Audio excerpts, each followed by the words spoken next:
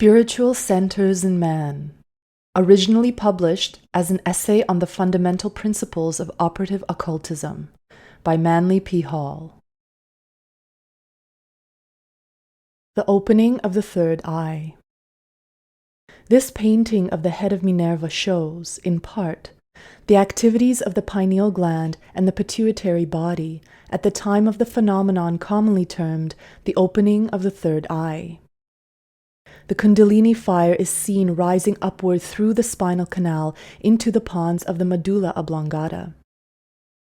The golden light radiating from the base of the brain, at the back, gradually increases in size and intensity until it forms the nimbus or halo of the saint. The pituitary body is here shown surrounded by an elliptic rose aura. The pineal gland, the third eye of the mysteries, is here depicted as blue in color and surrounded by a radiating blue aura. In reality, however, this aura includes within itself all colors of the spectrum, but blue decidedly predominates. The tiny vibrating finger on the pineal gland points directly towards the pituitary body. This finger, vibrating at a very high rate of speed, is the actual cause of true spiritual illumination. The question is asked, what must I do to unfold the divine powers latent within myself?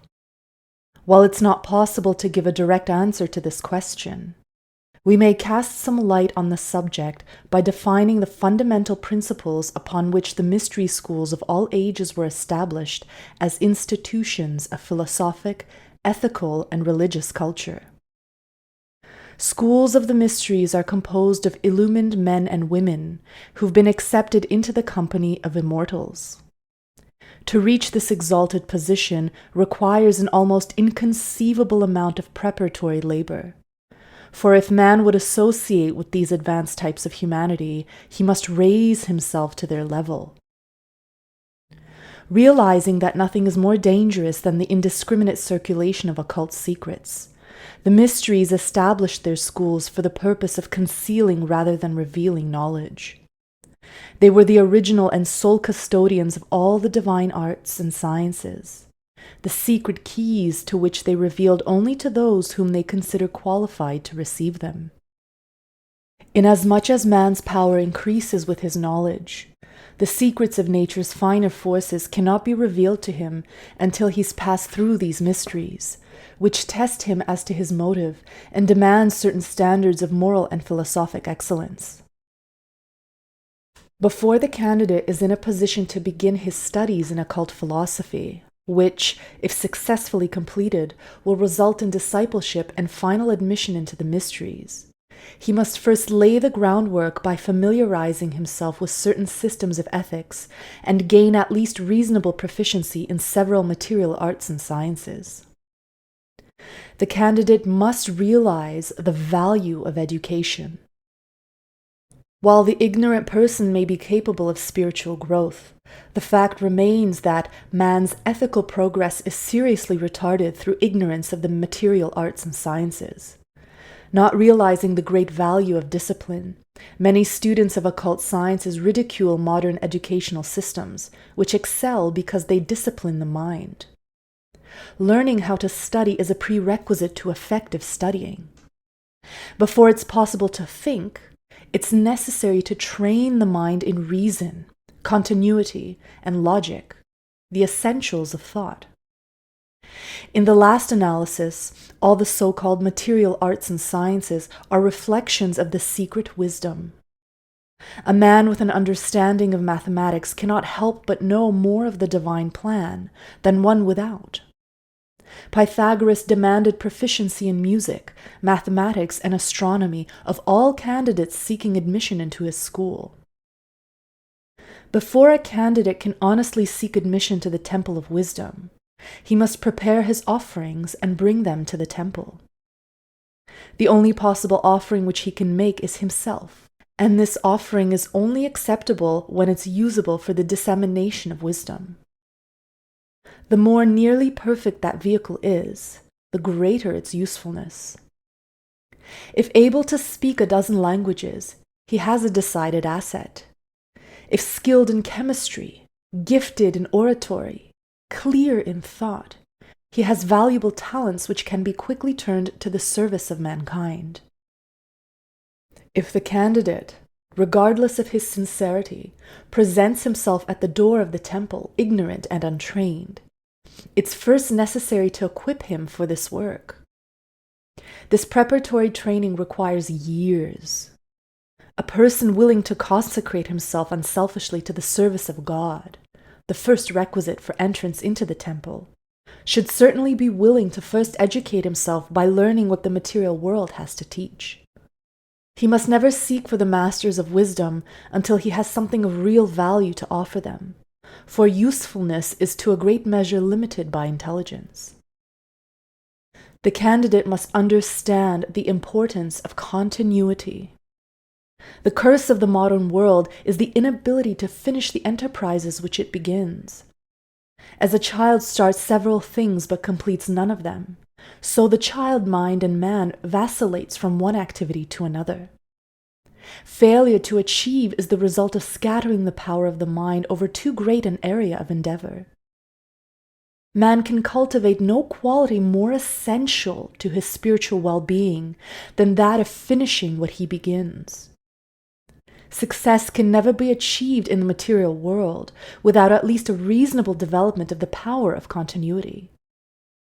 In matters pertaining to occultism, the same is true. A person who studies several lines of philosophy may call himself broad-minded. But if he carry none of these lines into a successful culmination, he is, in reality, scatterbrained.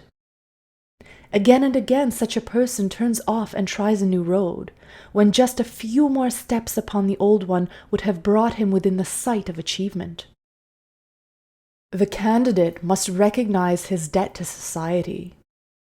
If in his zeal to unfold his spiritual nature, he neglects those daily labors which have been assigned to him in the material world, he can never hope to attain true spirituality. Each individual born into the physical world has obligations which, if not assumed by him, must be carried by others. Among the Hindus, for example, the debt which the Brahmin owes to the race that produces him is very keenly felt. This debt is not paid until a son is born to him, and he has lavished upon it the parental regard and care which he previously received from his parents. Woe to those who neglect their fellow creatures to serve their God. In this world, it's necessary first to earn the right to leisure time, which is essential for personal improvement.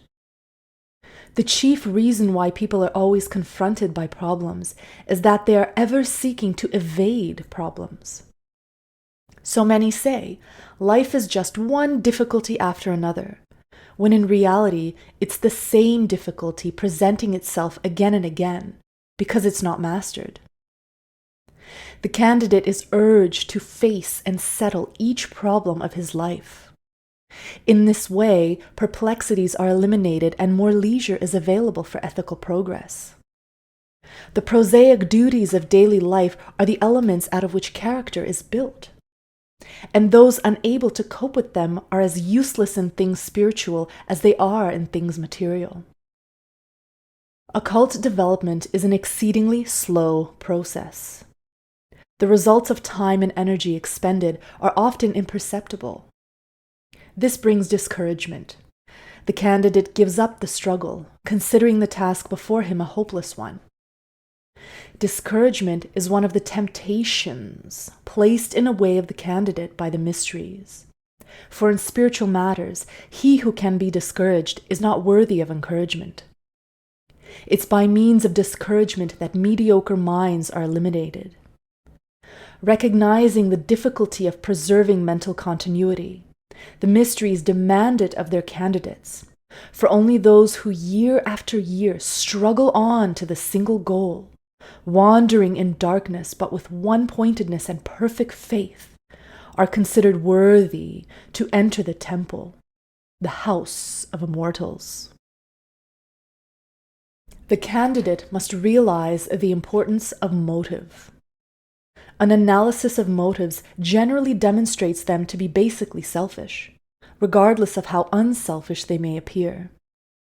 Only those who assume the study of occultism with the highest and most unselfish motives can hope to succeed in this, the supreme science. In the present age, nearly everyone has ulterior motives, most of which center around aggrandizement of the individual, not self, mistaken for the self. We desire power that we may be recognized as powerful. We desire wisdom that we may be recognized as wise. We gravitate about important people in the hope that we may shine a little with their reflected glory. We seek to be virtuous that one man may say to another, "There goes a godly person." To the average person, it's inconceivable that the greatness should not promenade. And yet, an analysis of men and women who've become great, either in spiritual or material affairs, reveals, in the majority of cases, humble, retiring individuals whose greatness is never offensive. Those who study occultism, hoping thereby to improve their material condition, fail utterly. Before power can be safely entrusted to man, he must become supremely indifferent to it. Perfect unselfishness is perfect consecration to the service of the one universal self. Before anyone begins a study of the mystic sciences, with the hope that he will add to the dignity of his position or to the weight of his coffers, he should consider for a moment the social, financial, and worldly position of those who during the ages past have been recognized as exponents of occultism and philosophy. Count Cagliostro, languishing for years in prison. Marshal Ney, an exile living under an assumed name. Abbe Villars, murdered for writing his Romance of the Gnomes. These are but a few examples demonstrating the rewards which the world holds out to those who try to educate it. In order to serve more effectively, few initiates, such as Comte de Saint-Germain and Francis Bacon, were placed in positions of world power. But with this increased dignity came increased responsibility. The crown of spiritual adeptship is a far heavier one than the crown of material rulership. The use of occultism for gratification of personal ends constitutes black magic. It's for these reasons that the applicant is asked, what motive urges you to take up the arts and sciences? Is it your supreme and all-ensouling desire to be of unselfish service to humanity? To these questions some reply, "Gladly I will die for truth." To them the answer is, that's not enough. Will you live for truth? A few brief moments and the act of martyrdom is consummated. A few seconds of pain and the soul of man is beyond the reach of the executioner. This is a tremendous sacrifice, a glorious death. But the daily living, surrounded by problems and worries, year after year of disappointments, this is the supreme test of unselfishness. Until the soul can find perfect joy in giving, perfect companionship in aloneness, perfect sufficiency in the power of truth, perfect abundance in the gratitude of the few and the scorn of the many. Until such a state is reached, the disciple is not ready to leave the broad road on which the world walks and take the thorn-lined path which leads to conscious immortality. Years are spent by the masters testing the hearts of candidates. Those who begin spiritual unfoldment find difficulties of all kinds arising before them. The even tenor of human existence is shattered. Temptations of all kinds confront the seeker, and it's only when he rises triumphant above them all that he is usable in the great plan of human progress. In a man of little mind, selfishness is a small sin. Should that man develop a great mind and control the destinies of thousands, This small sin, if left unmastered, becomes a great menace. The impotent selfishness of ignorance becomes the potent tyranny of power.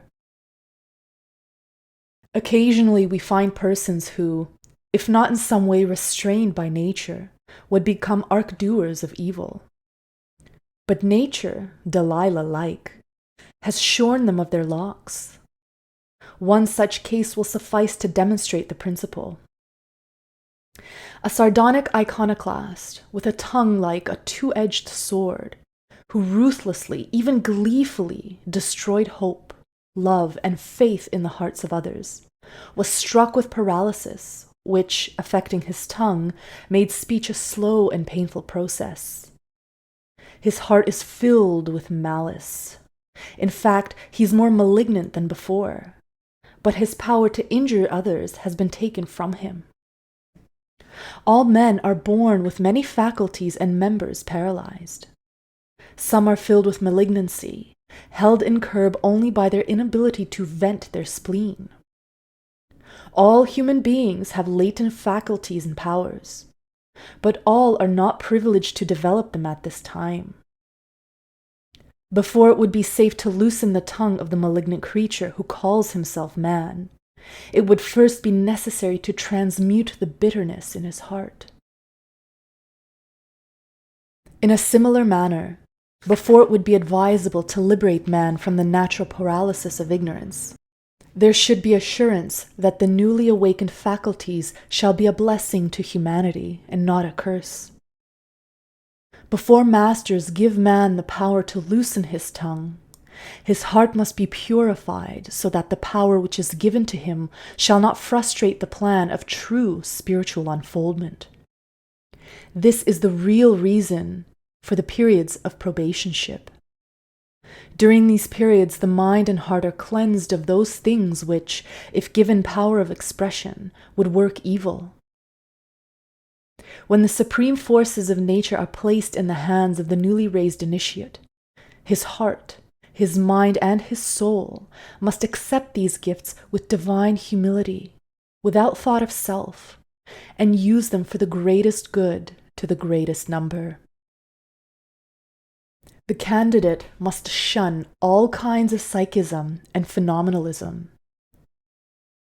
The fundamental purpose of occultism is not to equip a disciple with the power to see auras, elementals, or thought forms, nor is it concerned with the process of bringing those who've passed on into communication with bereaved relatives on the material plane. Occultism is, first, an ethical philosophy. Second, an operative science. As the candidate obeys laws imposed on him by the mysteries, and as he's faithful in his discharge of new duties which he is assuming, he gradually and sequentially unfolds the various parts of himself. His faculties become so sensitized that he's able to see at each step of his growth that which is essential for him to see, and sense that which is essential for him to sense. Clairvoyance is an effect, not a cause. It's the result of certain adjustments of the life and a gradual regeneration of the bodily parts and members.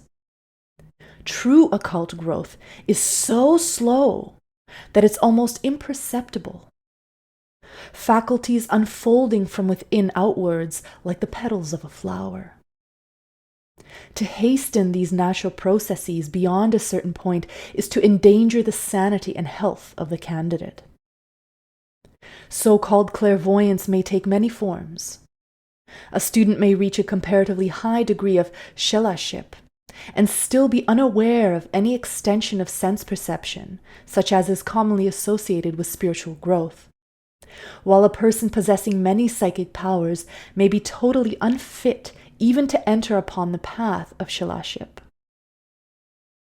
One of the surest signs of true occult unfoldment is a peculiar extension of sense perception or of the mental sense of awareness, which might be called claircognizance. The average person would describe this condition as a form of mental clarity or acuteness. Instead of presenting himself through the organs of vision or hearing, Occult cognition sometimes comes in a purely intellectual form, the mind becoming actually aware of occult truths and philosophic varieties without any involvement of the lesser senses. An example of this is the student who desires to learn the color vibration of a certain invisible organ or part of the body. The mind instantly replies that it's red, without actually giving any color impression. Information coming more as words imprinted upon the mind than in any other form. Yet the mind itself registers no awareness of words spoken, either physically or spiritually. Apparently, the mind of itself announces the color to be red. In things pertaining to occult philosophy, this faculty seems to be the particular reward of the teacher. If the lay instructor is actually in contact with the higher worlds, he will learn far more while he is teaching than will those to whom he is explaining the subjects under discussion. The claircognizance, revealing spontaneously that which the faculties of the mind under normal conditions could not reason out in months. This is the only so-called psychic faculty, the coming of which should not be viewed with a certain amount of apprehension. Premature development of clairvoyance and psychism is a serious impediment to the spiritual growth of the student, who is all too likely to wander astray in the byways of the astral plane and end in the blind alley of transcendentalism. The candidate must realize that with increase of knowledge, there is a proportionate increase of responsibility. With the acquirement of knowledge, the student must acquire the sense of discrimination, so that he may use most intelligently the information he has received.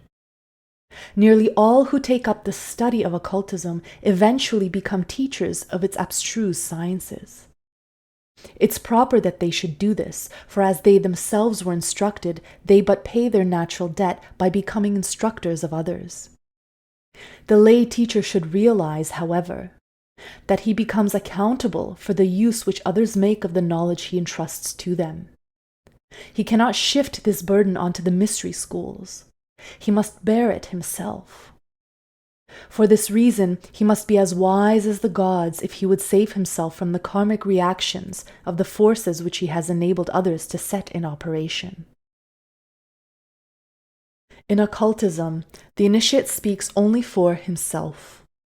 Unless actually upon an official errand for the school to which he belongs, he never makes esoteric orders in any way responsible for his individual utterances and actions. Unless specifically ordered to do so, the emissaries of the mystery speak only for themselves, never for higher initiates. Those illumined minds who represent the schools of the mysteries in the world need no heralding, nor do they require credentials from the invisible brotherhood to which they belong. Never do they announce themselves, for their power lies not in their affiliations, but in themselves. Why should an initiate tell the world that he's a Superman? Unless he demonstrates it by his actions, the world will not accept him as such. And if the exceptional qualities of his intellect prove it, the claim is not necessary. All over the world, there are hundreds of individuals and institutions claiming to represent the secret schools of the ancient wisdom. Few of these organizations, and still fewer of the individuals, can successfully defend their claims in the face of a critical analysis of their principles and policies. Those disciples truly consecrated to the service of the invisible schools have made it their policy to refrain from even mentioning the august bodies which they so inadequately represent, until that time when the invisible order no longer could be discredited by their actions. The true disciple would rather die than compromise his master or the school into which he hopes sometime to be initiated. He can protect the institution only by assuming personal responsibility for all that he says and does.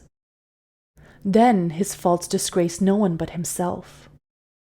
Only when he's reached the point of complete spiritual illumination does he reveal the source of his knowledge, and then only to a limited few. One of the laws of occultism is that in order to receive, one must give. Those desirous of greater insight into things spiritual must earn the right to that broader understanding by the intelligent use of that knowledge already possessed. The student teacher must realize that he is personally responsible for whatever effects his theories and doctrines may have upon the minds and bodies of others. By instruction, we actually change the course of others' lives. We direct them into new channels of mental and physical activity. We change the tenor of their existence. If directly or indirectly these changes are not beneficial to them, we who gave them the knowledge must become responsible before the gods for the results of our indiscretion. In a similar manner, those who teach us are responsible for our actions and the use we make of the wisdom they've shared with us. Hence, when the disciple fails, it's the master who suffers most.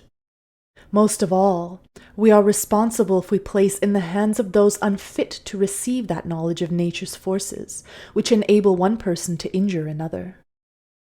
If we're not mentally developed to that point where we can determine beforehand, with a reasonable amount of certainty, the integrity of the person to whom we intend to reveal occult secrets, we are not far enough advanced to possess such secrets ourselves. In justice to himself, therefore, no one should be in a hurry to go forth serving humanity, lest in his impetuosity he destroy not only others, but himself with them. The groundwork should be laid first. But when such a one feels that he is equipped to disseminate a message, he should do it reverently, with deep consideration and no little trepidation, saying to himself, I am responsible from now on for the use and interpretation placed by others upon the words that come out of my mouth.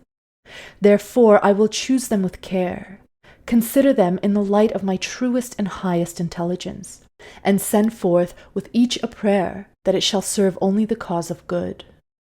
I will not claim to be anything or anyone, but will let my works speak for me, for I am only as great as my works. If it'll be the will of the masters that I should in time reach an exalted position as their messenger, I will then, if they so desire it, be their chosen and authorized mouthpiece. But until the day of that supreme achievement, if a man shall ask me who I am, I will answer that I am a voice crying out in the wilderness. If he shall ask who sent me, I will answer that my soul sent me. If he shall ask by what authority I teach them, I will answer that I am my own authority. If he shall ask what message I bring, I will answer that I bring no message, but only interpret according to my light that message which is eternally here. If he shall ask, what reward have we if we follow you? I will answer that the accomplishment of labor is the reward of labor. The candidate must maintain a constructive mental attitude. All thinking people are dissatisfied with existing conditions. They also realize that the universe is ruled by the law of cause and effect, and that in order to improve affairs, it's first necessary to establish those remedial and corrective causes, the natural result of which will be the universal peace and enlightenment. It's imperative that we accept things as we find them in this world, and instead of complaining or criticizing if they are not in accordance with our desires, let us set about with diligence and intelligence to create newer and better conditions. If his mind be soured or his nature be established in the habit of complaining, the prospective candidate bars himself from the service of the masters. Since life is so serious an affair, it has well been said that the sense of humor is a saving grace. We become useless to our fellow creatures if we permit ourselves to be oppressed by the weight of the world's woe. It's a mistake to believe that seriousness can take the place of integrity. There is no substitute for the happy smile or the normal, healthy attitude towards the problems of life. The candidate need not cultivate thoughtless optimism, but rather that attitude of mind which sees the hand of God in everything, and realizes that all things are working together for the ultimate good of each. The iconoclast is a useful and important member of society, but he never attains the highest state of usefulness because his mind is on a tangent. Man is much like an apple. Some mellow with age, while others rot. Some are deepened and sweetened by experience, while others are hopelessly soured. Those who become soured have failed utterly. They are mentally diseased and incapable of constructive thinking. Sourness is often the result of self-pity, one of the most subtle and terrible forms of egotism. It's egotism that makes people actually believe that they're so important that nature singles them out to heap infirmities upon them. No one who pities himself has any inherent sense of justice. Without a perfect faith in a natural justice, man cannot attain the heights of either philosophy or religion. Make it one of the fundamental rules of your life that you will never be sorry for yourself. If you become the slave of self-pity, you will soon become a legitimate object of pity for an intelligent people. These 7 cardinal requirements, therefore, constitute the ethical foundation of occultism. Without consecration of the life to the attainment of proficiency in these qualities of character, it's useless to go on, if such a thing were possible. The foundation must come first. Most of the failures in mysticism and philosophy result from the neglect of ethical basis. The superstructure of esotericism must be raised upon the solid rock of virtue and integrity, for without this foundation, it inevitably falls. Man cannot prepare himself for philosophic pursuits in a few weeks or even a few years. He must build slowly and solidly, realizing that one step properly taken is worth many taken haphazard and without direction. When general self-improvement is fairly advanced, it's then time for the student to prepare himself along certain special lines of endeavor, which will peculiarly fit him for occult attainment. This is not the first step, but the second, and it's not to be taken until the initial groundwork has been thoroughly established. With each advancing step, the candidate finds standards of life more exacting and difficult of attainment, with deviation from these ideals productive of ever-increasing sorrow and suffering. The requirements of the law for the initiate are much more strict than the average individual, for the initiate can possess his transcendent powers only by sacrificing everything else. The would-be disciple of the ancient wisdom, after having schooled himself in the 7 principles described above, must now turn his attention to the choice of that particular line of endeavor and that particular school of the mysteries in which he feels he will be most useful. The qualities previously developed by the first ethical training are now tested, for only by their aid can the selection be intelligently made. While the path of accomplishment differs in each school, all mystery schools teach the same fundamental doctrines and ultimately attain the same results. Let us suppose that you've chosen one of the Eastern schools. Before you can actually begin your studies, you must familiarize yourself with the particular ethical code which it disseminates. The school will educate you in certain concepts and attitudes which, when incorporated into your life, have a marked effect upon the invisible nature. Only when these effects reach a certain point is it safe for you to begin any special system of so-called spiritual development. Although the 7-fold cardinal requirements are applicable to persons in any walk of life, whether religiously or atheistically inclined, the more advanced requirements are concerned directly with the individual needs of the student. This more advanced code is open to the consideration of all who've conducted themselves worthily, according to the primary requirements. But woe to those who, ignorant, selfish, and otherwise unqualified, dabble in any form of occult science without first overcoming the most important faults of the lower nature. Proof of man's sincerity is his willingness to sacrifice, and the occult student must sacrifice his own lower nature if he would enter the temple of wisdom. Again and again, the student of occult philosophy deplores the fact that he cannot discriminate between the true and the false. He reveals his dilemma by saying, "Oh, if only I knew which of the paths of discipleship I ought to take.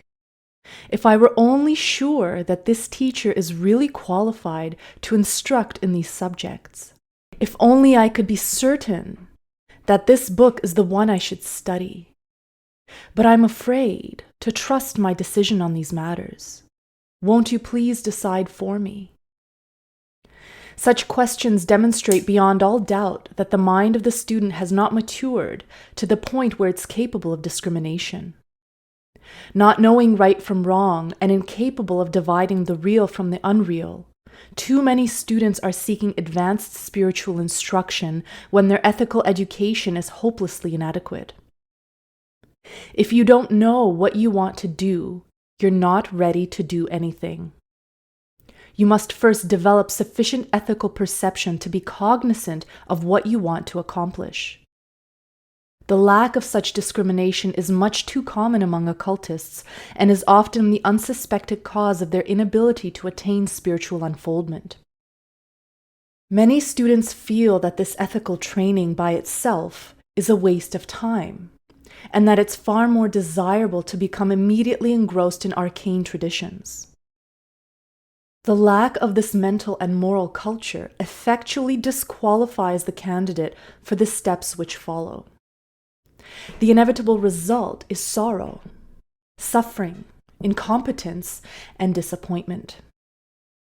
Assuming that you've carefully considered the 7 cardinal requirements already described, it's now in order to analyze the more specific factors with which the candidate must familiarize himself.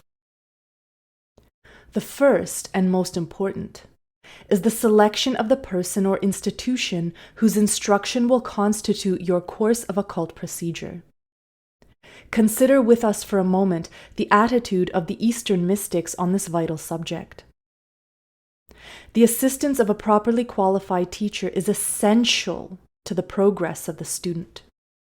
Just as a plant grows in the light of the sun, warmed and vitalized by its pranic emanations, so the disciple unfolds, flower-like, nurtured and assisted by the spiritual radiance of his master.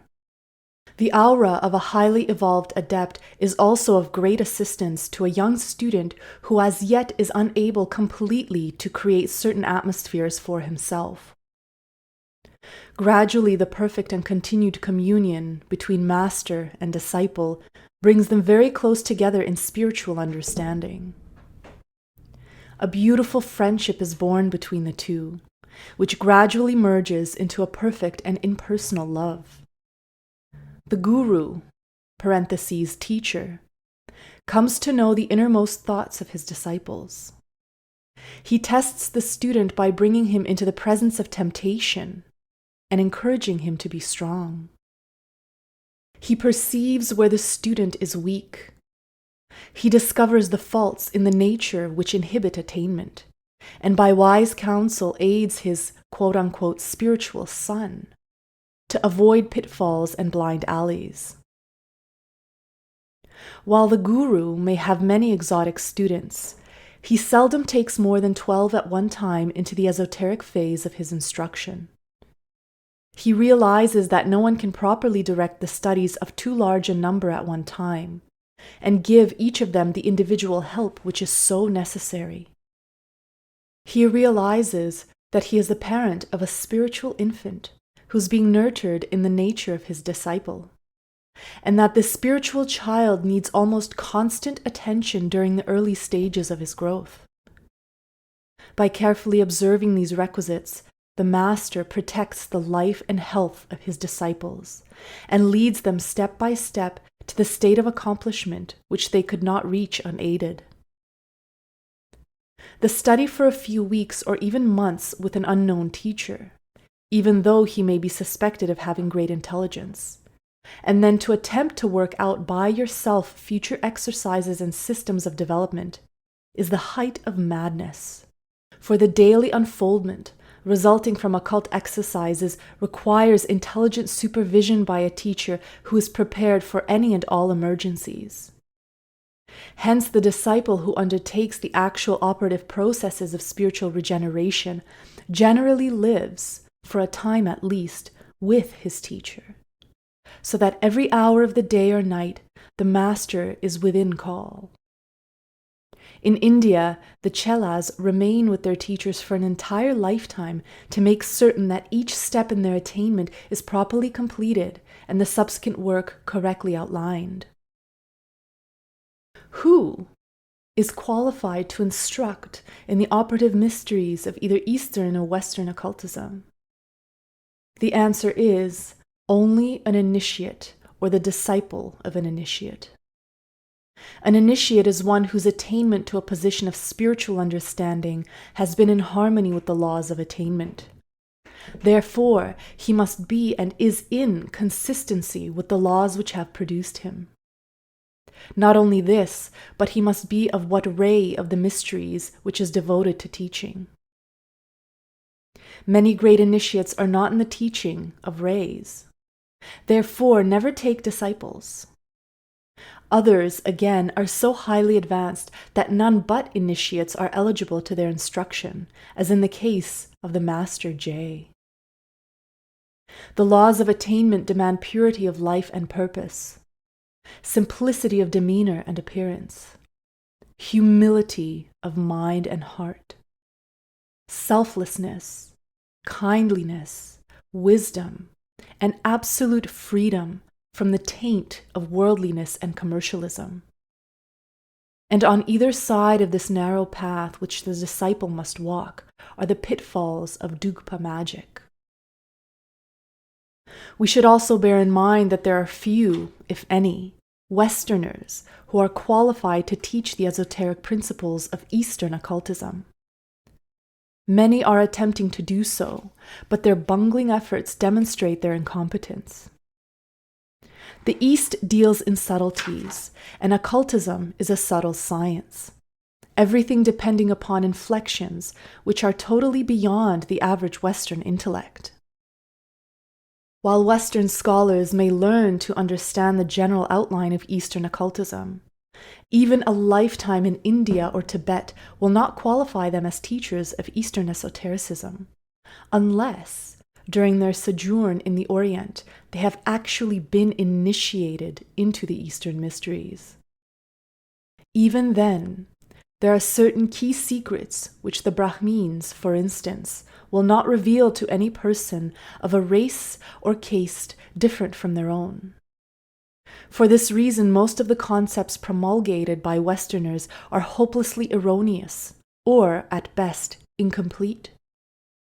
None but the East, apparently, can understand the East, for it's a world totally different in attitudes and concepts from the one with which we are familiar. Then again, the Hindus themselves, parentheses, while far more religious and philosophical as a race than the Western peoples, are not all qualified to teach these abstruse occult sciences. As the average Christian minister is comparatively ignorant concerning mystical Christianity, so a great number of Orientals have little knowledge of the finer points of their faith. While it's true that the percentage of Orientals who understand their religion is much higher than the percentage of Christians who understand Christianity, the mere fact that a person comes from the Orient is no assurance that he is qualified to instruct concerning the secret teachings of his faith.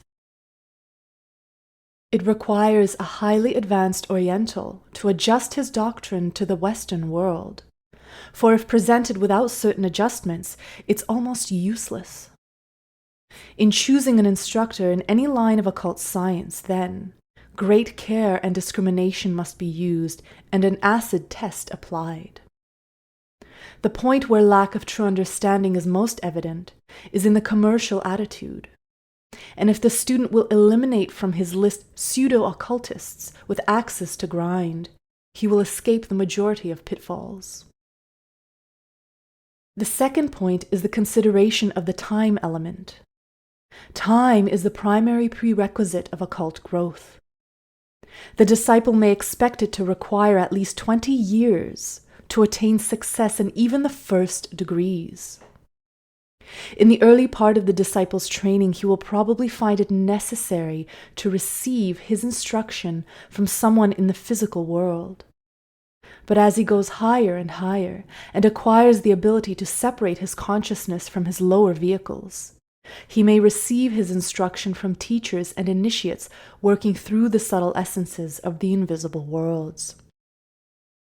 No layman, either in the East or the West, is qualified to begin the practice of so-called occult exercises without special preparation covering a period of years.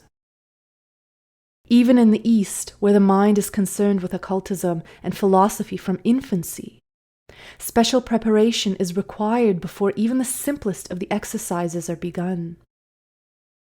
Even though a student has delved into occultism for years and has attended countless lectures, he's not justified in thinking that he's ready for deep esoteric work. Unless during those years he followed a certain prescribed and systematic course of training, he must begin to do so, and until he has achieved success therein, he's not ready for deeper or more complicated forms of culture. Notwithstanding the fact that he considers himself a highly developed person, he must begin at the bottom and pass through his years of probationary work just the same as the disciple who apparently is far less informed. The true occultist realizes that it's not always how long we are good at a thing, but how intelligently we pursue our labors that counts. And many who have spent an entire lifetime have achieved comparatively little.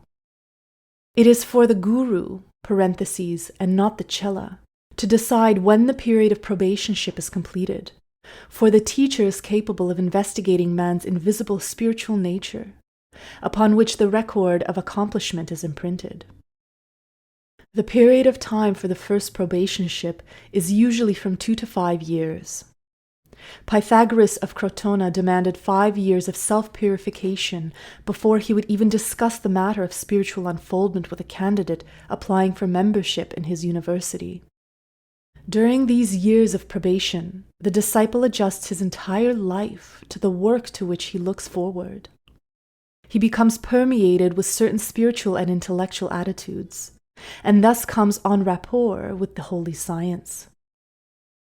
It means that every atom and molecule of his quaternary constitution must be purified and made over. The organism must be unfolded, and every part of the structure must thrill and vibrate in a peculiar manner. What does this mean? It means that the attainment of spiritual power is impossible unless the life, mind, and body are dedicated entirely to that labor. It also means that so much depends upon the teacher into whose hands the student places himself, that is, in reality, a matter of life and death. The third point for the candidate to realize is the necessity of remaining silent concerning any esoteric secrets which may be revealed to him. He may discuss the theoretical part of occultism with any whom he feels deserving of such information, but the operative secrets he must reveal to no one. They are given to him as master to disciple, and are for him alone. The curse of the gods is upon the head of the man who reveals the hiding place of his Lord for 30 pieces of silver. The Christ in you is the secret and powerful spiritual nature, the miracle worker, the divine invisible man. The one who reveals the nature and power of this secret Lord betrays his divine master, the spiritual nature, and turns its power over to the hands of the mob, his own lower animal nature. At the hands of the mob, the Christ, or secret power, is crowned with a wreath of thorns and taunted as a king. He is given the kingdom of death to rule and is scourged by soldiers. In the hands of the mob, nature in man, the secret and divine power, which has thus been betrayed, is crowned with sorrow. The divine science is prostituted that ignorant mortals may be the aid of spiritual powers, secure material prosperity, marital happiness, or improve lagging business conditions. Approach with the utmost care, therefore, the subject of occult exercises. Remember that the esoteric secrets of occultism are designed for the use of only that illumined few who, having first consecrated their lives to the unfoldment of the spiritual powers latent within them, have reached a point of many years where they are qualified to assume the responsibility of liberating their spiritual natures from the bondage of matter. For the layman, ethically unprepared and wholly ignorant concerning the operation of occult currents and forces, to dabble with any form of occult exercises is almost certain to result disastrously. Number 4. The candidate must realize the great danger in becoming involved in black magic. The line of demarcation between black and white magic is so fine that even those highly advanced must exercise eternal watchfulness in order to avoid involvements in Dugpa sorcery. To a great degree, the difference between black and white magic lies in the motive. An impersonal and unselfish attitude is the surest protection against black magic, but many other things, parentheses, especially self-control, are necessary to ensure that the candidate shall escape the dangers of sorcery. Both the white and black magician use identical forces. The former, however, grows through his constructive use of the divine sciences, whereas the latter slowly but inevitably destroys himself for their perversion. The attainment of transcendental powers must be either through the regeneration and scientific reconstruction of the body, the gradual liberation of the consciousness enmeshed within the form, or else through sorcery, black magic, and necromancy. Woe to him who believes, even for a moment, that he can tamper with black magic and survive. Both the East and West are filled with Dugpas, black magicians, who by the perversion of occult forces have become temporarily manipulators of cosmic energy. Gradually and inevitably, these Dugpas are drawn into the maelstrom of their own evil and perish. The great danger which confronts haphazard students is that they may develop spiritual forces within their bodies to a degree where they can be used by the Dugpas for one purpose or another, before they have developed the strength and enlightenment to use these forces to any good end. Thus, many really good people become unconscious doers of evil because they are not sufficiently intelligent to understand the right application of the forces they have awakened within themselves. Number 5. The candidate must realize that the application of commercial terms to occult values is a direct prostitution of this most sacred of all sciences. While a teacher of philosophy, like a professor of botany or mathematics, may be, and should be, remunerated for his efforts, which remuneration may be accepted to a moderate degree without prostituting his science, the operative secrets of occultism must never be involved in any form of commercialism. They have no commercial value. To attempt the buying or selling of them is one of the most heinous of sins. By operative secrets, we mean that knowledge which will assist the individual to personally unfold by secret, but scientific processes, the latent forces or faculties of his own nature. These must not, shall not, and cannot be bought or sold. When a man is decorated by a government for a deed of valor, he does not have to buy the medal that is pinned on his breast. The same rule applies with respect to the secret doctrine, which is revealed to man as the reward for spiritual, moral, and intellectual valor.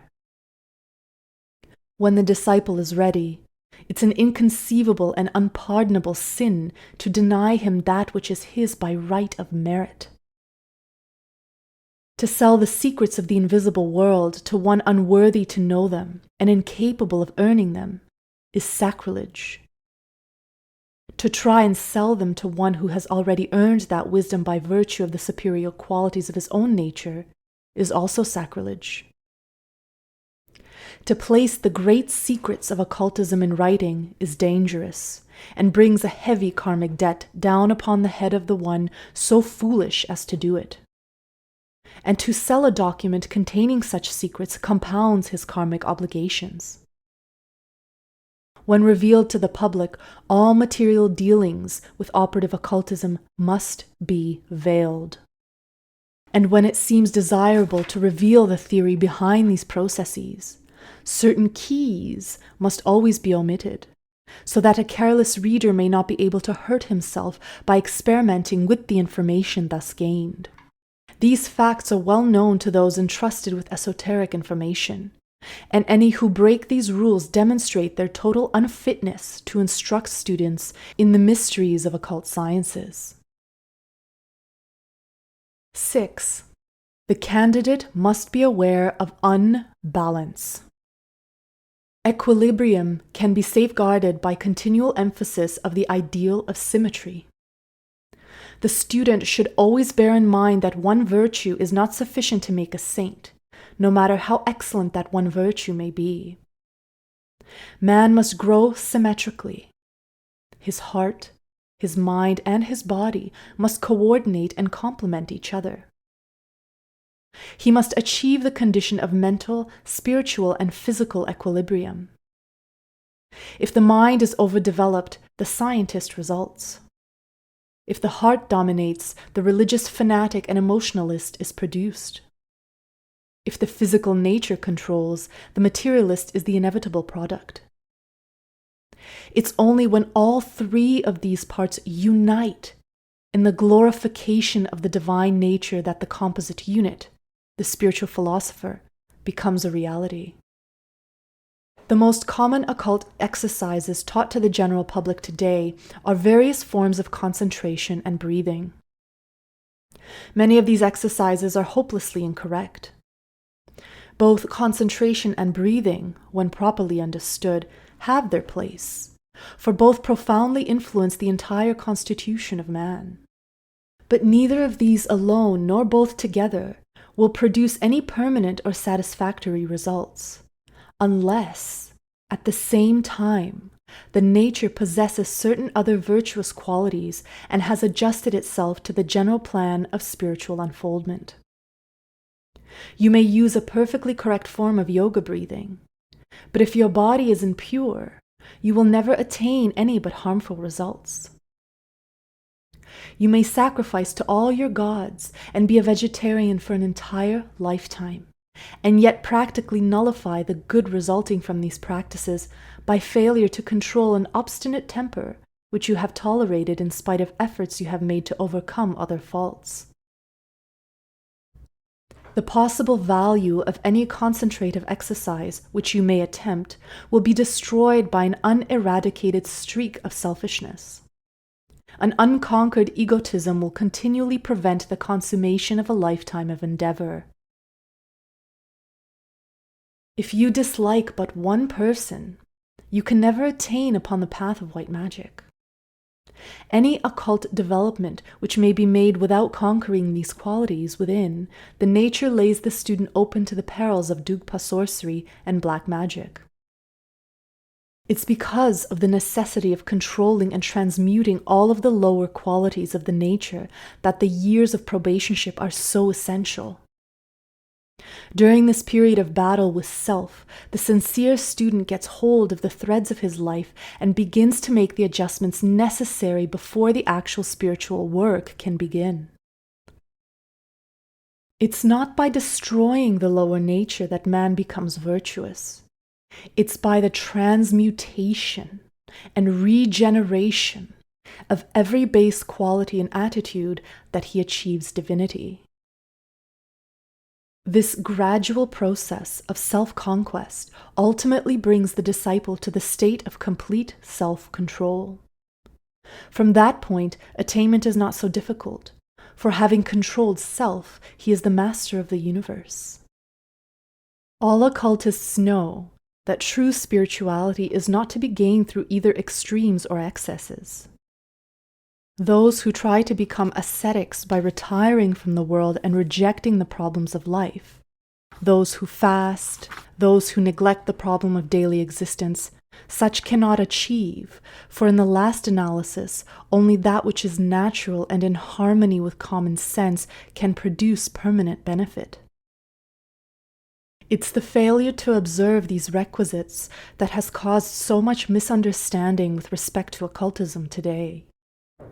People desire to unfold clairvoyant powers and enter a nirvana of happiness, peace, and selfish enjoyment. They believe that occultism will vicariously solve their problems. All of this is wrong, for no one can attain occultism who has not first given up the desire for earthly happiness and proved his courage and ability to master the problems which beset him in this mortal sphere. 7. The candidate must next consider the esoteric interpretation of the so-called material arts and sciences. Astronomy, mathematics, music, rhetoric, geometry, grammar, and logic are often called the 7 liberal arts and sciences. There are, in reality, 49 great arts and sciences. An extract from the Occult Anatomy will show how esoteric science differs from material or exoteric science. Turn to the painting of the 7 spinal chakras. In this picture, the general form of the chakras has been carefully preserved, special emphasis being placed upon the correct number of petals. In the secret teachings, to each of these petals is assigned a letter of the Sanskrit alphabet. The human figure has been made semi-transparent, as it might appear to one actually gazing upon a yogi in meditation. The yogi is apparently suspended in the air, for the power of sight which would enable one to see the chakras would take no cognizance of the physical earth upon which he is sitting. The plate is, of course, diagrammic and must not be considered too literally. Study carefully the flower-like centers upon the spinal column of the yogi. Through the center of the 7 flowers passes the tube sushumna, which corresponds to the 6th ventricle of science, a tiny tube passing through the center of the spinal cord. On the left side of the sushumna is another tube called Ida, and on the right side a third called Pingala. These are the poles of the central tube, the sharp and flat of Sushumna herself. These 2 tubes are profoundly influenced by the nostrils on their respective sides. The Ida and Pingala cross at the base of the skull and both rise out of the 4-petaled lotus at the base of the spine. The Ida, Sushumna, and Pingala together are the chief of the nadis, and of these 3 the Sushumna is the most important. In the ordinary individual, the tube of the Sushumna is closed, but by yoga it's opened so that there is direct connection between the sacral plexus at the base of the spine and the pineal gland in the head. According to Hindu allegory, Kundalini, the goddess of the serpent fire, descends into man through the umbilical cord at the navel. But when the umbilical cord is cut, this serpentine power coils itself in the sacral plexus, where it rests upon the triangular bone at the end of the sacrum. This triangular bone is shown as an inverted triangle in the Muladhara, the 4-petaled lotus blossom at the base of the spine. Here, Kundalini remains coiled until through occult exercises she is caused to rise through Sushumna into the brain, where she awakens the activity of the 3rd eye, the pineal gland. This 3rd eye is the link connecting man with the spiritual world, or, to be more correct, with the higher spiritual nature of himself.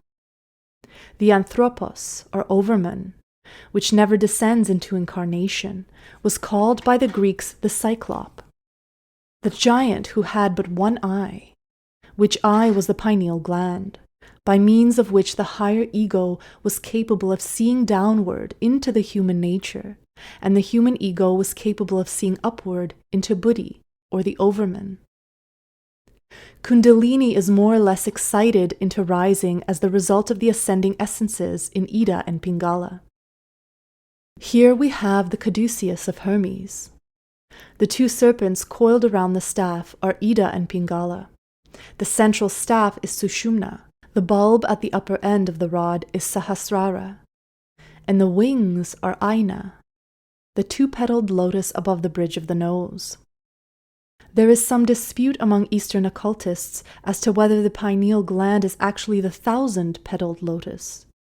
Some affirm that it is, others that it's not, but that a higher center in the brain is actually the Sahasrara. Let us now consider the centers from the lower upward. That division or step of yoga called pranayama is devoted to awakening Kundalini from her coils and causing her to rise upward through the chakras. As she contacts these, in turn they result in an extension of consciousness. Each of the 5 lower centers distribute one of the 5 forms of prana, or the broken up energy of the sun. Each of these 7 chakras also has a corresponding tattva, or breath, a motion or condition of spiritual air. Beginning at the bottom of the spine and working upwards, the centers are as follows. First, Muladhara. This has 4 petals and in an inverted triangle in the center. The tattvic power of smell is associated with this chakra. It's probably correlated with the Church of Ephesus mentioned in the Book of Revelation and corresponds to the sacral ganglion of modern science. Second, Svadhisthana. This is the second from the bottom and contains 6 petals with a crescent in the center. Its tattvic correspondent governs the sense of taste. It probably corresponds to the Church of Pergamos and is the prostatic plexus of modern science. Third, Manipura. This is the 3rd chakra from the bottom, containing the red triangle. It has 10 petals and is associated with the epigastric plexus and the navel. Of the 7 churches, it's probably Smyrna and is associated with the tattva of sight. Fourth, Anahata. This is the 4th from the bottom, and its symbol is 2 interlaced triangles. This chakra has 12 petals and is associated with what is commonly called today the cardiac plexus.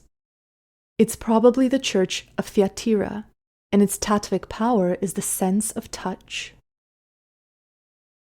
Fifth, Vishuddha. This is the 5th chakra from the bottom and consists of a white circle surrounded by 16 petals. It's known to modern science as the pharyngeal plexus.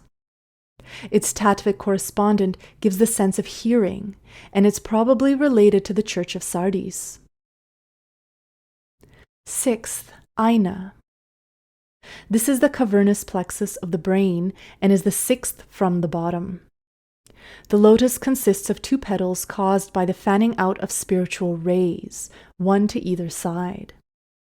It's probably related to the Church of Philadelphia, and its tattvic power is to give the quality of thought. 7th, Sahasrara. This is the 1,000-petaled lotus, the highest of the sacred 7. Its tattvic power is purely spiritual. It's probably related to the Church of Laodicea and corresponds either with the pineal gland or an unknown center directly above it. When Kundalini reaches this point, divine consciousness is attained. The passage of Kundalini upwards, towards Sahasrara, is marked by gentle warmth. As it rises, the lower part of the body becomes cold, until only the head remains warm. The condition is also accompanied by other phenomena. Woe to the unhappy mortal who raises Kundalini prematurely to the brain. The sting of the fiery serpent is most deadly. as those well know who have seen the results of her premature raising. She will burn her way to the brain and destroy the reasoning qualities of the mind. Such, in brief, is the story of the chakras and that science called yoga, the art of developing and controlling them. The story of these centers is clearly set forth in the Book of Revelation, where the 7 seals, 7 trumpets, 7 vials, and 7 voices all refer to the spinal centers and the various mysteries concerning them. The warning cannot be too strongly emphasized that while the study of the theory of yoga will acquaint you with many of the mysteries of nature and of your own constitution, the practice of it should be limited to such as have united themselves with those schools of Eastern philosophy, of which it is the esoteric work. It's well that all should know the theory, but woe to the foolish mortal who attempts to practice without proper instruction and guidance. The system of training through which disciples must pass in order to prepare themselves for the highest honors of occultism is rigorous. Take, for example, the 8 steps which the yogi is expected to climb to union with his divine self. While these processes differ in each of the schools, they are equally severe and exacting in all. For it's only after the neophyte has shown his ability to master and directionalize every force in his organism that he is given the secret keys by which of means he can control the destiny of creation.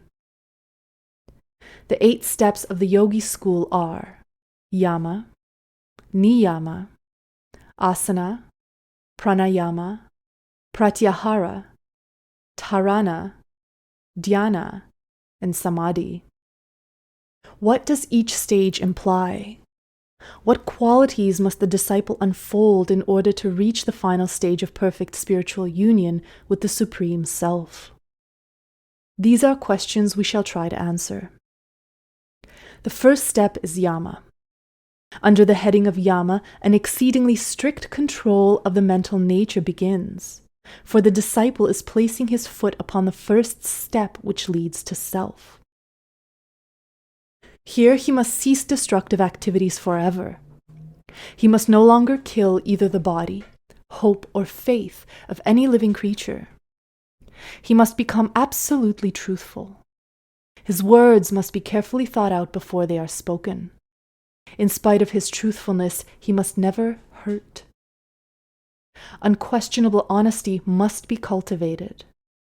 He must not even desire after a thing which is not his own. And he must also give up the sense of possession over that which is his own, realizing that it's only loaned to him that he may use it for the glorification of God. He must cease receiving gifts of any kind. The only thing which he is permitted to receive is sufficient food for his existence and sufficient clothing to cover his body.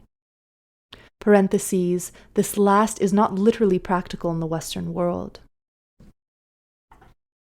He must gradually cultivate a beauty within his own soul so that he radiates peace, tranquility, harmony, and strong yet merciful sympathy. He must live to do good, serving all things and loving all things. He must have no enmity, but must love his enemies as he loves his friends, and both of these he must love impersonally. Only when he has accomplished this has he actually achieved the first step in his long path towards the liberation of self. It's only when we have achieved this perfect peace within ourselves that we are ready to go on. Yet how many American students are trying to concentrate and develop spiritual powers who have yet not even begun the conquest of their lower natures or the purification of their bodies? This is one of the chief contributory causes behind the tragedies of modern occultism. The second step is niyama. This stage is even more difficult than the first, for it demands perfect self-control. It also requires the perfect conservation of energy. Wasteful expenditures of life energies must cease. Nothing shall be wasted. The tongue shall be held in restraint to speak only when speech is necessary. The energies of all parts of the body shall be conserved and used only to accomplish that which is essential. Then must come cleanliness of mind, soul, and body. For unless all parts are clean in their structure and expression, spirituality cannot be attained. There must come the development of the sense of peace, the realization that all things are as they should be, that all activity is united to the attainment of good, that the Supreme One is actually controlling his world. In this stage, the disciple reads the books of wisdom, familiarizes himself with the secret scriptures, and ponders and meditates upon the symbols and allegories. To consummate this stage, he surrenders himself in all that he is to God, living only to serve God, existing only to fulfill the dictates of God, offering his hands and his feet, his heart and his mind to God, and claiming nothing for himself. He must withhold nothing. Regardless of his own likes and dislikes, he must offer himself to the Supreme One without reservation or hesitation. Whatever God wills to be done, he will do it. At all times of the day or night, he is at the command of the Father. When he has achieved this perfect condition of willingness to be that which God would will him to be, the disciple is then ready to begin the study of body postures, an art which serves many purposes. The third step is asana. The purpose of this step is to gain control over the muscles and members of the physical body. It's one of the secret sciences and consists of a series of body postures, the assuming of which causes various muscles and nerves to come into play which otherwise are not used. Its consummation is the ability of the mind to control the function of every organ and part of the human body, so that when the mind so wills, the heart will stop beating and the individual still live. This complete bodily control has a considerable influence upon the length of life, and according to the Hindus, will considerably lengthen the span of human existence. A careful consideration of these stages will reveal the fact that they are all devoted to the problem of mastering not self and bringing the tangible nature under the control of the intangible spiritual man. When this stage has been successfully passed, the candidate comes to the next step, which is the control of the solar force within the body. The fourth step is called pranayama. This involves, to a certain degree, the science of breathing. Prana is the life force from the sun. The flow of this force can be controlled by the mind and, to a certain degree, by the breath. This is a certain individuality in breathing. There is a certain individuality in breathing. This individuality can be affected by timing the breath and is somewhat governed by the nostrils used in inhaling and exhaling. Pranayama is closely related to the science of the chakras, for by means of its exercises, the goddess Kundalini is caused to rise through the spinal canal. It also has to do with purifying of the nerves, for the pranic energy flows through the nerve canals. This is a hazardous procedure, however, for the average Occidental, and he is warned to leave it entirely alone unless he has already advanced through many stages of spiritual growth. It's far better and wiser not to discuss the exact method by means of which this breath force is directed. The fifth step is pratyahara.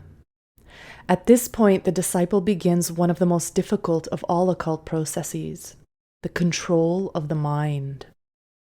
Few people realize how wild and erring their minds are. The mind wanders ever from one thing to another.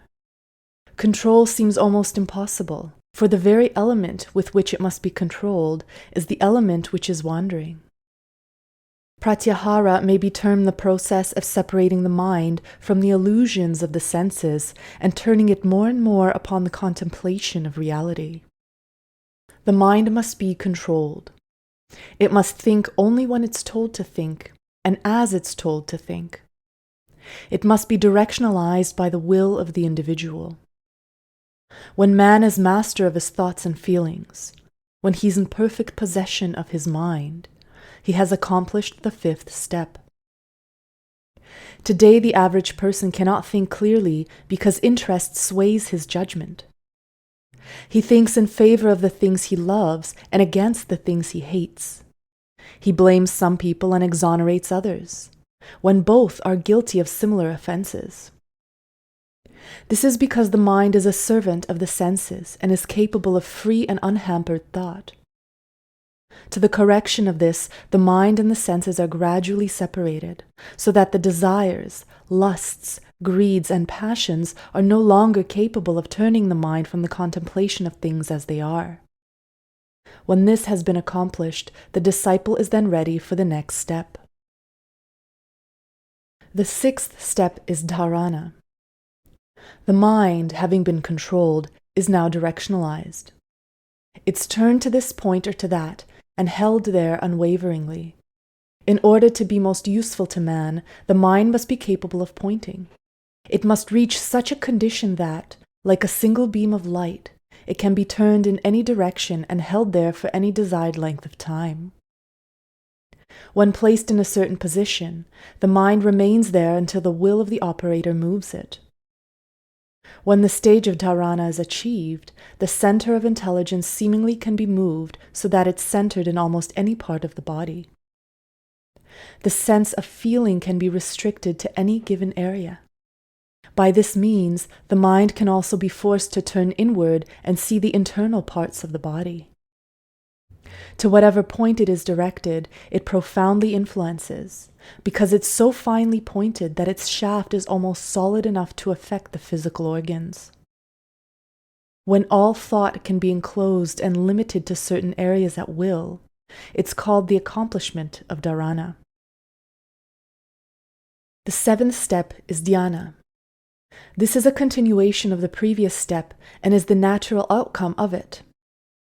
When the mind has become capable of pointing itself to any part of the human structure and of being held there continuously, a condition of contemplation results. In this way, an understanding of the invisible causal nature of the object contemplated is achieved. Or as one Eastern mystic says, the mind begins to flow towards the point established. Gradually, everything else ceases to exist except the point, and the mind, absorbing its lower illusionary nature, draws near to a perfect knowledge and consciousness of itself. The eighth and final step is samadhi. It's attained when the mind is capable of ascending higher by its pointing or focalizing than the sense of I. The individual lives, he's conscious, and he thinks, but he's above the sense of I. He's temporarily universalized, and when he returns to this normal state of consciousness, he brings back with him an overwhelming sense of the relationship of things which he never possessed before. Samadhi is brought on by a tremendous exertion of willpower, in which the mind turns its focal ray to contemplate something greater even than itself. Thinking of this tremendous thing, it's temporarily part of the thing of which it thinks, and dwells in limitless space and limitless mind.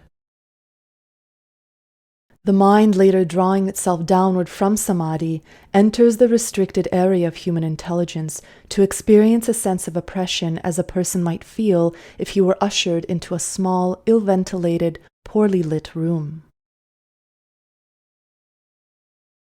The 7 spinal chakras. This painting of the chakras is based upon a number of native drawings brought from India by Mr. Hall in 1924. In the Orient, diagrams of the chakras are comparatively common, but several symbols not generally included have been added, which make the painting more complete. The most important additions consist of 1. The interlaced triangles behind the figure, the body of the yogi himself forming the upright triangle. 2. The beam of golden light rising from the Brahma-haranda, or gate of Brahma, in the crown of the head. And 3. The Sahasrara, or 1,000-petaled lotus, in the upper part of the brain, which is generally pictured as an inverted lotus-like cap, but is here shown as a great flower-like sunburst with a white center and concentric rings of petals. A synthetic emblematic cross.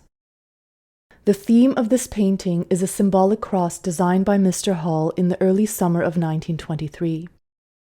The cross represents a composite of the emblems and figures of the various mystery schools gathered to form one harmonious pattern, thus signifying the unification of all religious and philosophic doctrines into one perfect and beautiful unit, a condition which must first come to pass before the ideals of universal brotherhood can be realized.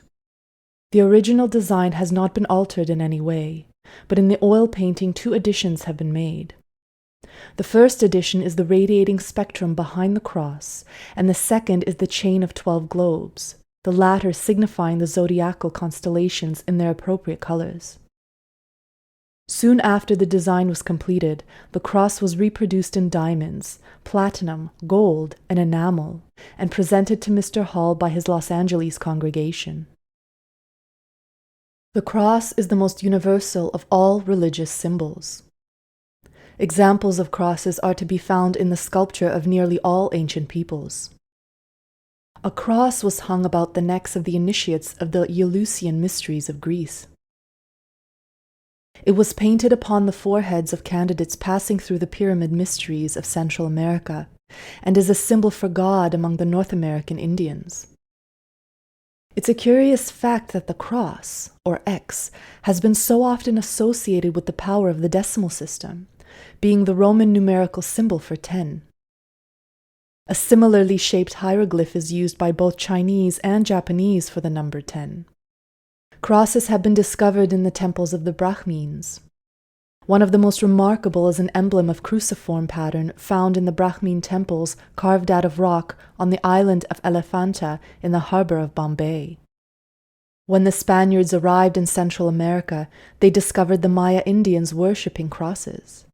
At least one of these Maya crosses found its way into a Christian cathedral and now stands unchanged above the high altar.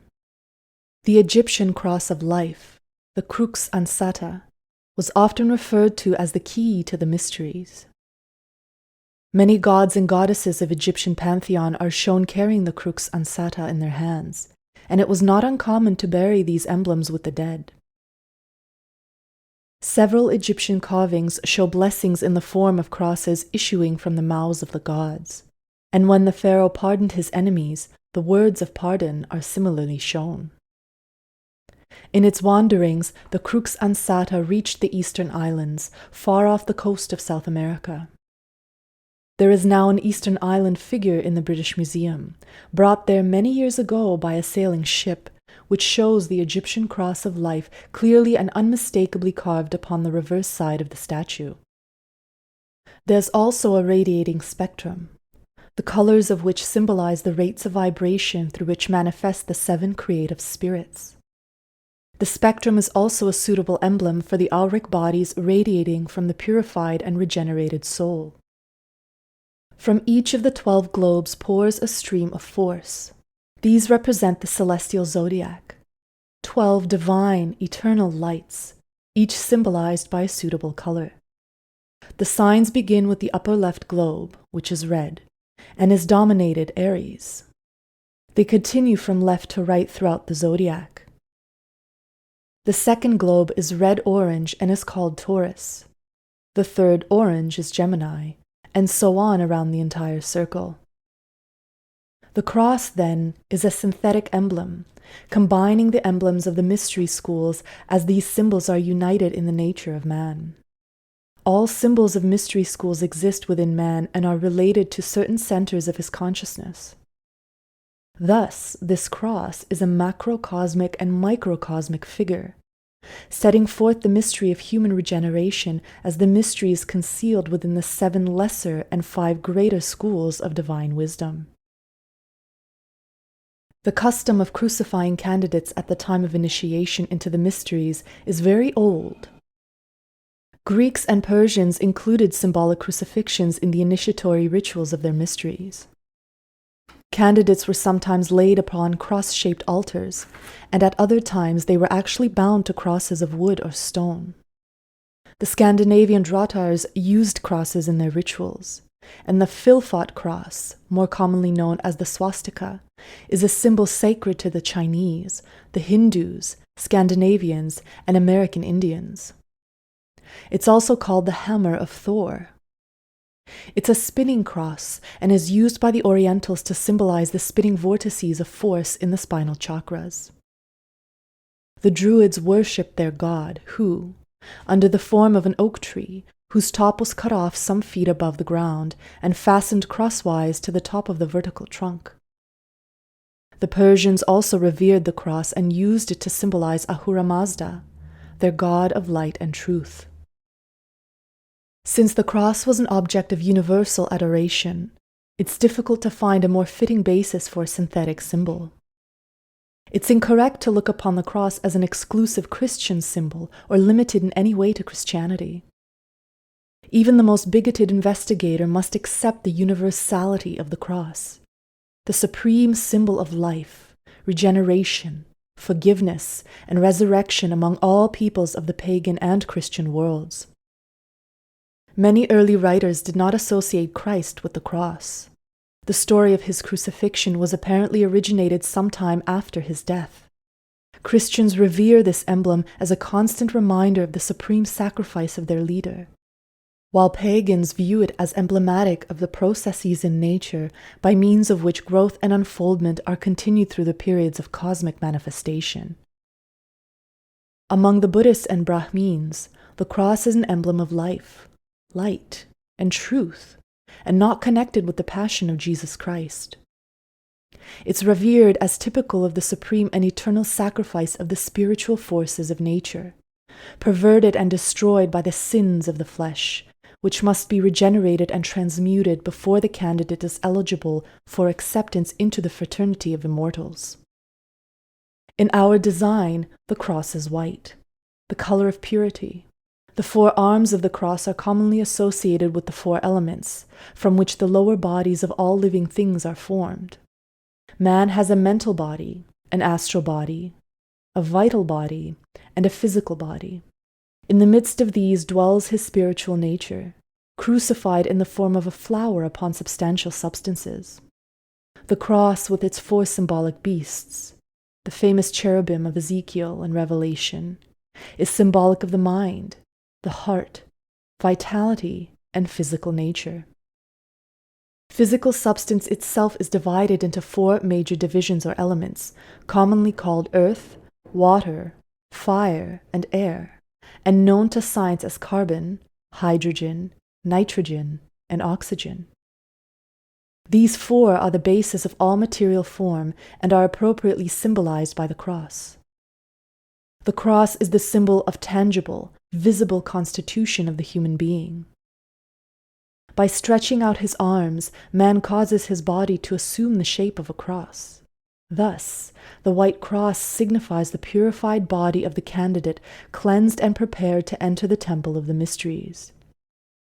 Egyptian priests wore only linen robes when entering the temples of their gods. While they often protected their bodies from excesses of temperature and enveloping themselves in furs, it was considered necessary to leave the skins of animals outside the temple, for nothing pertaining to the animal is worthy to enter the house of God. By the animal is understood, of course, man's animal nature, the irrational part of himself, for nothing but the rational part is capable of knowing or worshipping the gods. The cross may be black to symbolize impurity, or white to symbolize purity. It may be silver to symbolize fecundity, or gold as emblematic of spiritual virility. In every case, it typifies the condition of man's nature. When of base metal, it represents the unregenerate man. When of wood, the sufferer. When of stone, the intellectually and spiritually impotent. In short, the cross is the symbol of the expression of the objective, visible constitution of man, and the substances of which it's composed signify the spiritual status of the objective nature. Behind our symbolic cross is a zodiac surrounding a series of 49 emanating lines, not shown in the plate. The lines represent the 49 fires or spiritual centers which are objectified in both the macrocosm and the microcosm. The zodiac represents the 12 holy animals. Pythagoras taught a peculiar doctrine of transmigration, claiming that souls of men took upon themselves the bodies of animals. What he really meant was that souls of mankind, coming into creation through zodiacal band, took upon themselves the forms of the constellations. For all forms of cosmic life come into manifestation through one of the constellations, and are therefore said to assume the forms of beasts. Crucified upon the cross is the seven-rayed Logos, the one spiritual creator, manifested through his 7 logi or planetary lords, each of which is represented by a point of the star. The colors upon the points are somewhat arbitrary, but there's a reason why they are in the peculiar order shown. Although Mercury is usually symbolized as yellow, here it's violet, because the latter color is composed of blue, the spiritual nature, and red, animal nature. The mind, Mercury, is the point of blending between them. The triangles at the extremities of the cross signify the elements, and diamonds the spiritual essences manifesting through these elements. The 12 knobs on the arms of the cross are the 12 schools of the mysteries and the 12 disciples who ate the Last Supper with their Lord. The knobs are also the 12 initiates constituting the Great White Lodge, the 12 immortal mortals who control the destiny of the world. In the midst of the cross is a 5th diamond, a 5th element, the sacred element of the ancients. The center of the cross symbolizes the heart, the seat of the divine spiritual nature in man. Outside the diamond is a rose enclosed with the cup of a 10-petaled lotus, thus combining the Rosicrucian and Buddhist mysteries. The diamond in the midst of the cross is the philosopher's stone, the human soul, produced through a transmutation and regeneration of the 4 elements which, tinctured with the spiritual soul power, are transmuted from base metals into gold.